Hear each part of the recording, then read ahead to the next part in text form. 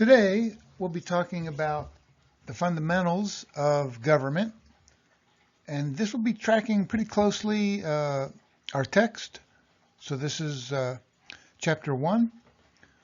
What is government? What's the nature of government? And what are the functions of government?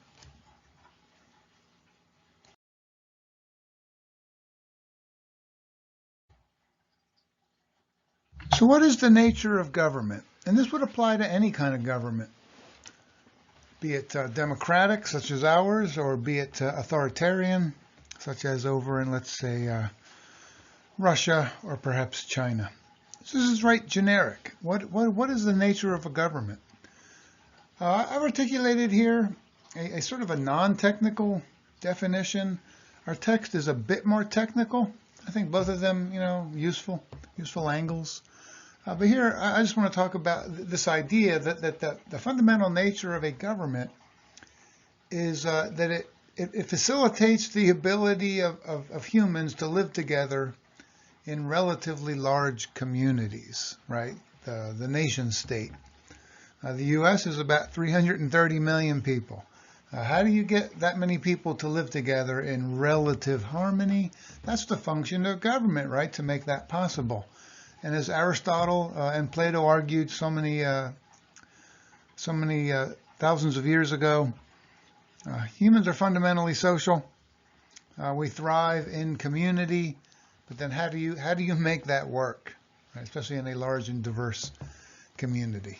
And we'll see that government accomplishes this fundamental goal by managing conflict, establishing order, and creating the basic rules and regulations that we adhere to as a people.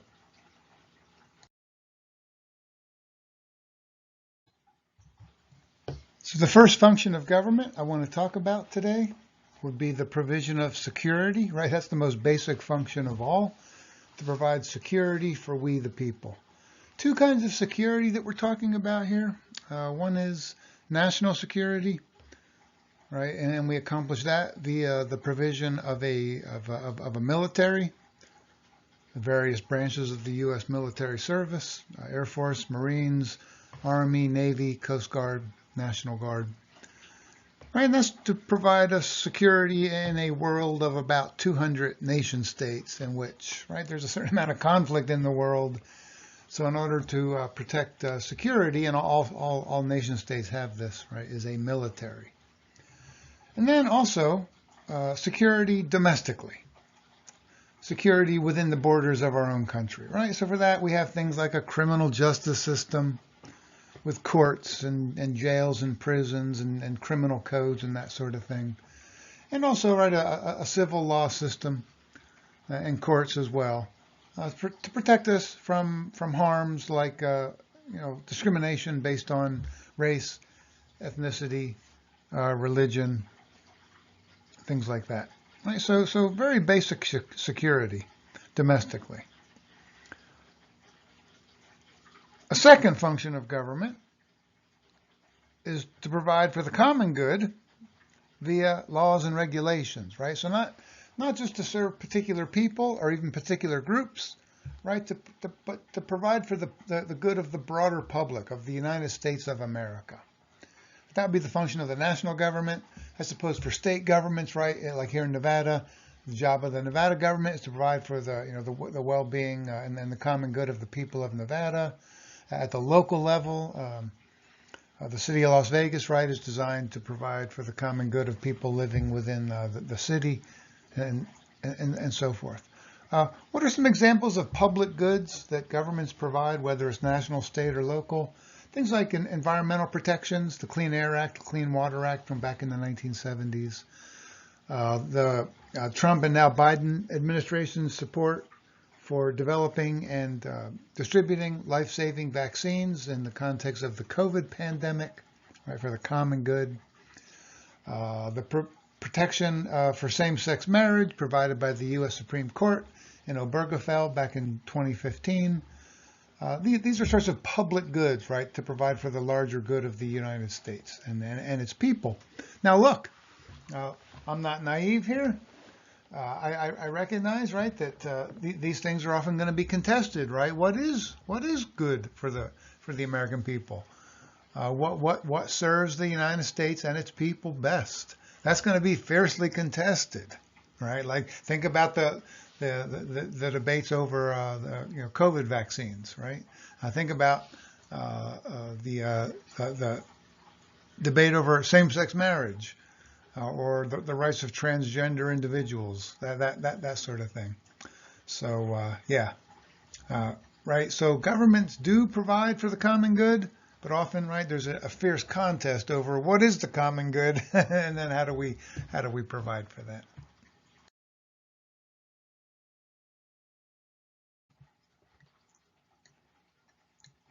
Some additional functions of government. Function number 3, to manage and resolve conflict. Right? It is in our nature, isn't it, that we are social, but we also have conflict among ourselves, right? Debates, contests over which direction to go in. So, right, it is partly the job of government to manage those conflicts, to facilitate arriving at compromises that serve the larger good, right? And you need look no further than what's happening up in Carson City right now, right, where you have the Nevada legislature working out compromises on the budget and legislation in debate with our governor. Right? Democrats control both houses of the legislature, Republicans control the governor's mansion, so they're trying to arrive at compromises in terms of both policy and the budget to serve the people of Nevada. Manage and resolve conflict through institutions like legislative bodies, executive bodies, and courts. A fourth function of government is to provide services, right? Provide services for we the people, whether that's the provision of health care, the provision of education, both K through 12 and higher education, whether that's providing a transportation system, whether that involves airports, right, interstate highways, trains, right, buses and so forth.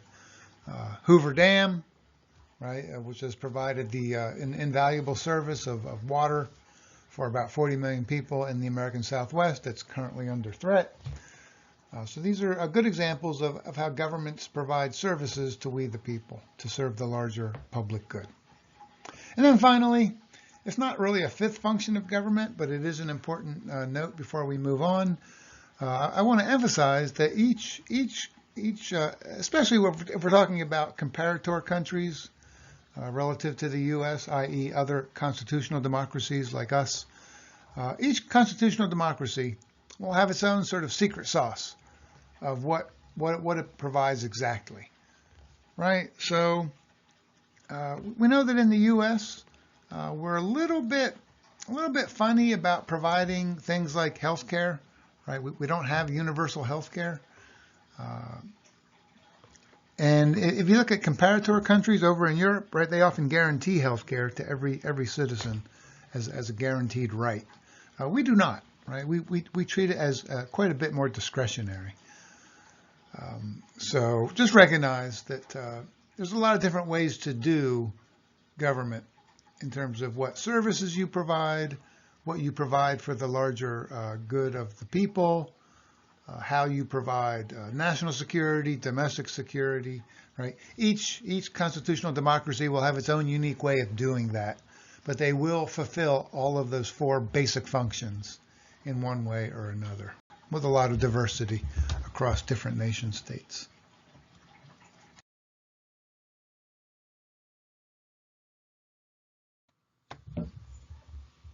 All right, now that we're done talking about the nature of governments and the functions that they serve, let's take the next step here as per our text and talk about the various forms of democratic government and where the U.S. fits into that larger scheme.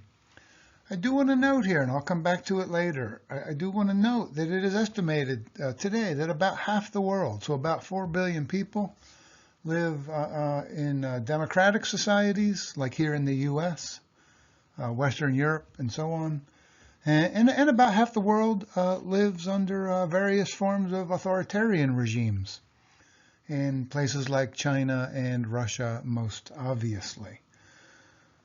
Right, democracy is not a given in terms of how a people are governed.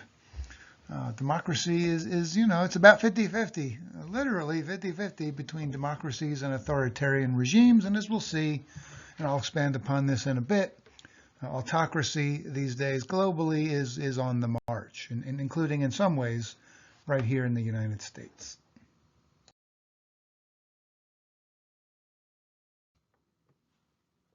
All right, so what we want to talk about here are the various forms of democracy that can be used across the globe. There are two basic kinds of democracy that I want to talk about here. One is direct democracy, or what some call participatory democracy. This is ruled directly by we the people, where we the people on the regular are formulating and implementing and passing policy. Generally, right, this is not how we do democracy here in America, or for that matter, anywhere in the world. We're a nation of over 300 million people. So number one, right, logistically, that seems impossible. How would you even organize that? It kind of blows the mind. And then secondly, right, you're demanding so much of we the people that they set aside their family life, their work life, their social life, and you're telling them, no, you can't really do those things because you need to focus every day on governing. Right? And so, that's not the kind of democracy that we have here for the most part. It's just not feasible. Now, look, that being said, we do have some forms of direct democracy at the state and local level. No question about that. We have that right here in Nevada. We have this thing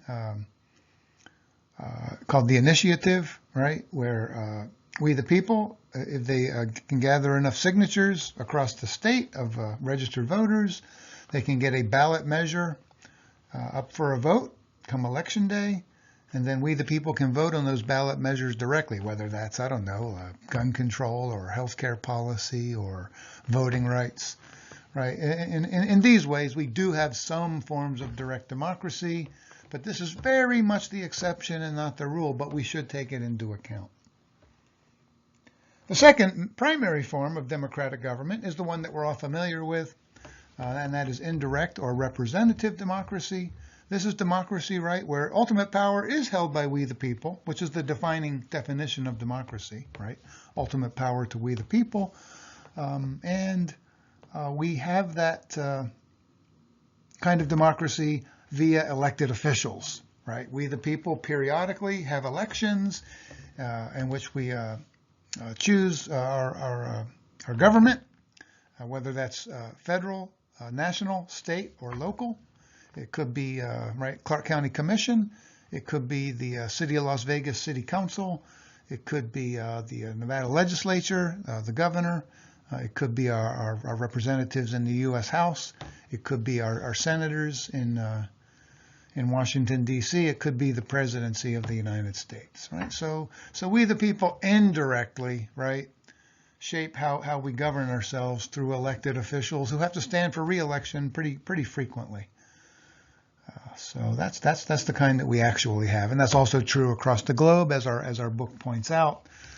There are no democratic governments in the world today that are purely direct or participatory democracy. You have elements of that, right, here and there, but generally speaking, the rule is going to be indirect or representative democracy, and there you have it.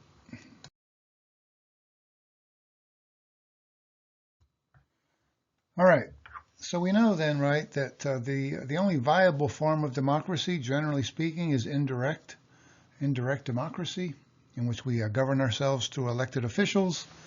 I want to specify that at a somewhat more detailed level, and we would add into that another element of being democratic is to be a constitutional democracy, right, in which you mix into democracy, which is ruled by the people, ruled by the majority. We add into that, right, this notion of rule by law, so that you create sort of rules, rules of the game, right? A governing document, typically a constitution, a written constitution, like the United States Constitution, penned out by our founding fathers back in Philadelphia in that hot, humid summer of 1787. Right, and that gives rise to this term constitutional democracy, right? So we do have rule by the people, but we also have rule by law, right? That puts limits on what we the people can do. Now look, some say, and the founding fathers used that language, right? That we're a republic, not a democracy. And what they're really saying, and it's really just an issue of linguistic semantics, what they're really saying is we're not just a democracy, we are a constitutional democracy. Right, so it's kind of tomato, tomato, potato, potato. You can call Americans' government a governing system, right? A republic. That's fine. But you can also call it a constitutional democracy. I find that to be more accurate. But some people get super hung up on that distinction, and it's a distinction without a difference. I'm telling you right now, it's a distinction without a difference. Because, right, when you say that we are a constitutional democracy, you are specifying those three elements on the slide there, right? That we have free and fair elections on a regular basis with limited terms for elected officials. The losing side in these elections, right, become the loyal opposition of that government until the next election cycle. The loyal opposition. Right, treason not allowed. The loyal opposition, insurrection, impermissible, and also, right, this premise that there is a peaceful transfer of power after each election cycle. If there is a transfer from one party to the other, that transfer should be peaceful. Right, now we know that a certain recent president tried to remain in office despite losing a free and fair election and utilized various forms of violence to enact that program. And ultimately, this individual was unsuccessful because that violates a fundamental premise of a constitutional democracy, that both sides cannot win every election. Not possible. So there's always going to be a losing side, man, and it can be hard to take, especially when it's close, like it has been the last several presidential cycles. Very close. Imagine how Hillary Clinton felt after 2016. Al Gore back in 2000. They did not feel good about losing by such narrow margins, but they took it, right? They conceded, they moved on, they became part of the loyal opposition. All right, so that's one element of what it means to have a constitutional democracy. It's not ruled by the unruly mob, right? It's ruled by the majority through elections. Secondly, a relatively free, I always add relatively because nothing's absolutely free, a relatively free and independent media, right? Relatively free and independent, so that we, the people, can get information about their government and about their politics, not just from the government, but also from other points of view that are non-governmental, right? Whether that's a more conservative media company or a more liberal media company or a more middle-of-the-road media company, right? The critical thing here is that we get information about the government and about our politics, not just from the government, right? Because the government's going to have a particular point of view that's it's going to tend to be self-serving. Right, so we need information that we can use to hold government and corporations and labor unions accountable, right? In order to hold these institutions accountable, we need a relatively free and independent media. Not a perfect media, right? A free and independent media can be, pretty chaotic. And we're having some issues with that recently, aren't we? And notice, right, that the media is not completely free to do anything they want. Look at Fox News, right? They knowingly advocated lies about the 2020 election. They besmirched the reputation, the business reputation of a company that makes voting machines. And they were held to account in court, right? Because the First Amendment protects a lot, but it doesn't protect everything. It doesn't protect libel, slander, or defamation. There are boundaries, we'll see, on fundamental rights like free speech. Always boundaries. You try to keep them as broad as possible, but there are boundaries. And then finally, and related to that, right, this idea of fundamental rights and liberties protected via the rule of law.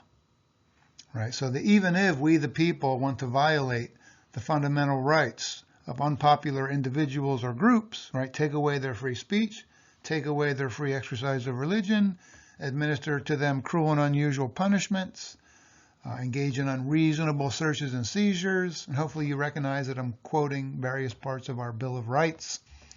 They're not allowed to do that, right? They might sometimes still do it, unfortunately, people being what they are, right? But legally, those things are not permissible, and hopefully, right, that those boundaries will be enforced.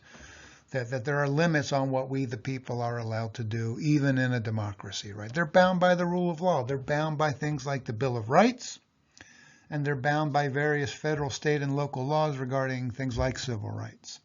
Okay, so that's what it means to live in a constitutional democracy. That you have free and fair elections, loyal opposition by the losing side until the next cycle, peaceful transfer of power, a relative free and independent media, and fundamental rights and liberties are protected via the rule of law. You can call that a republic. That's cool. But it's really the same damn thing as a constitutional democracy.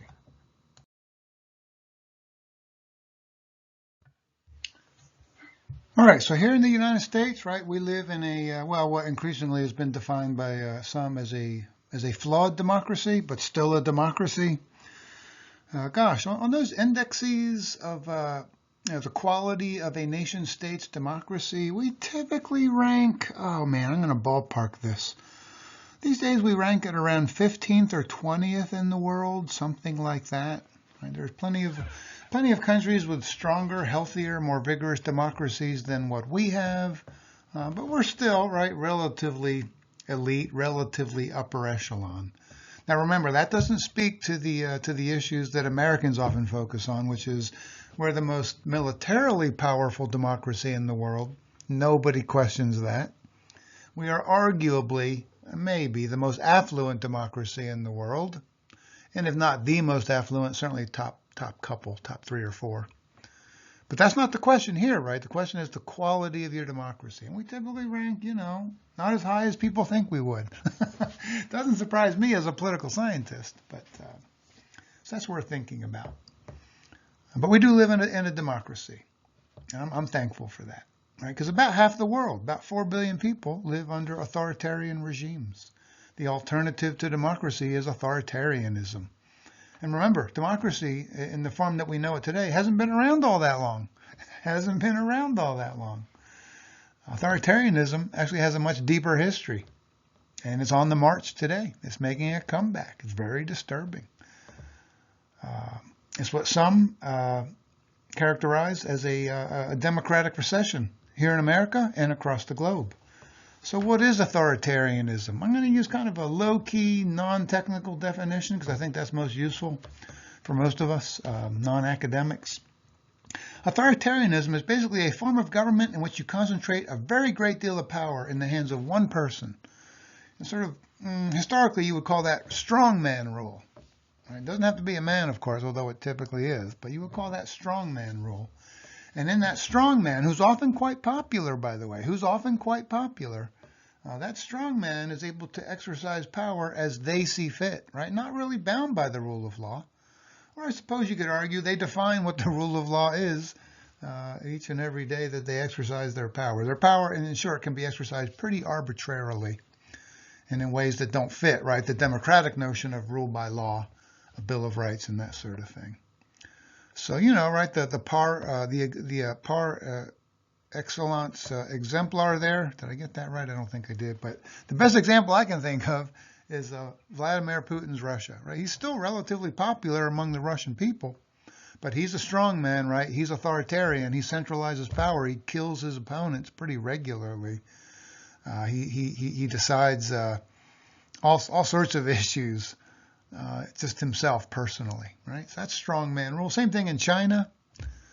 President Xi over in China, he's an authoritarian leader, strongman leader, not bound by the rule of law, or he defines the rule of law.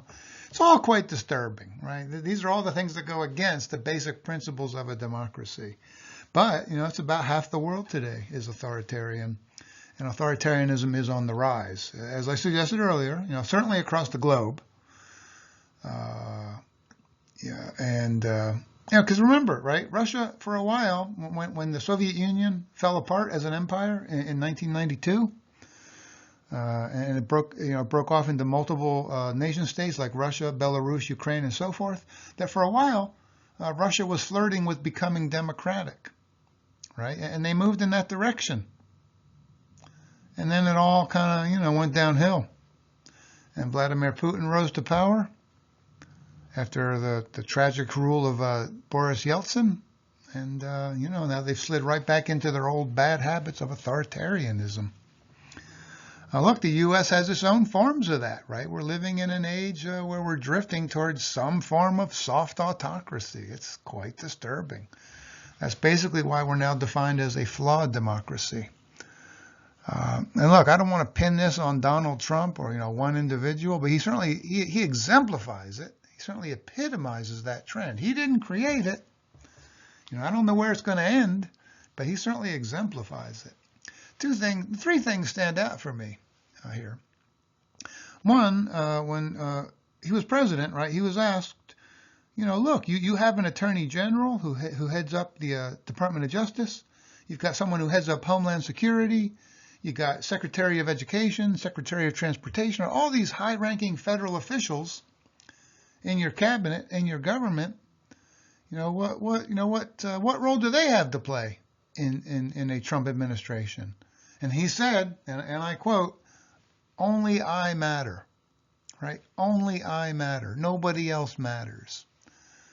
That what the Attorney General wants to do doesn't matter because it's going to be what Trump wants him or her to do. Right? Only I matter. That's called the theory of the unitary executive, where the only person with power in the executive branch at the federal level is the president. Historically, that's not how we've done it. We've distributed that power around to various officials within a presidential administration, and they have real independence to do what they see fit. Remember, when the Attorney General takes the oath of office, they swear to protect and defend the U.S. Constitution, not serve the President of the United States. So, right, Trump has that sort of authoritarian impulse to say, only I matter, which is a hallmark of an autocracy. Second thing that he said, and this was, I think, when he was campaigning, maybe in 2016, maybe 2020, only I can fix it. Only I can fix it. Only I can fix it. That's when he was describing America as a hellscape of burned out cities and endless crime and so forth, and an open border, blah, blah, blah. Right? Only I can fix it. In a democracy, right, that's not how we think about political power held by elected officials, right? Elected officials come and go, right? We the people are the constant. We the people are the baseline. We the people have ultimate power, right? Nobody's indispensable in a democracy. No elected official is indispensable. They come and go, man, right? They're simply heading up an institution for a brief time and then they move on until they shuffle off their mortal coil or whatever. Right? So democracies don't really function on the basis of only I can fix it. Right? That kind of is like cult of personality stuff, which again is deeply characteristic of authoritarian leaders. Only I can fix it happens. So some real authoritarian impulses there. All right. Now, he was limited in how far he could go with those claims, right? Because we do have a system of checks and balances. We do have distributed power, national, state, and local. We do have the rule of law. We do have the Constitution. We do have the Bill of Rights. We do have various federal and state laws. So there were boundaries and guardrails on Trump's behavior. But his longing was to be authoritarian. And then third, he always professed, and still does today, a deep admiration for two world leaders in particular, his models, right? Putin in Russia, Xi in China. I'm like, really? Those are the leaders on the world stage that you admire? Both authoritarian leaders? Well, right, that tells us a lot right there that those are his political heroes. He said, he supported Putin's invasion of Ukraine, although he said it wouldn't have happened if he had been president. That's got some magical thinking right there. But he said of Putin that he was a genius for invading Ukraine, a genius. I don't know. It's not looking like a genius move right about now, but there you have it. All right, so those are his models for how he would like to govern. He said, I admire the fact that Putin rules with an iron fist. That tells me all I need to know about Trump. Right? He would like to rule with an iron fist. So, right, we have the rise of authoritarianism here in America. I would call it soft authoritarianism, right? It's part of our democratic recession. Thanks.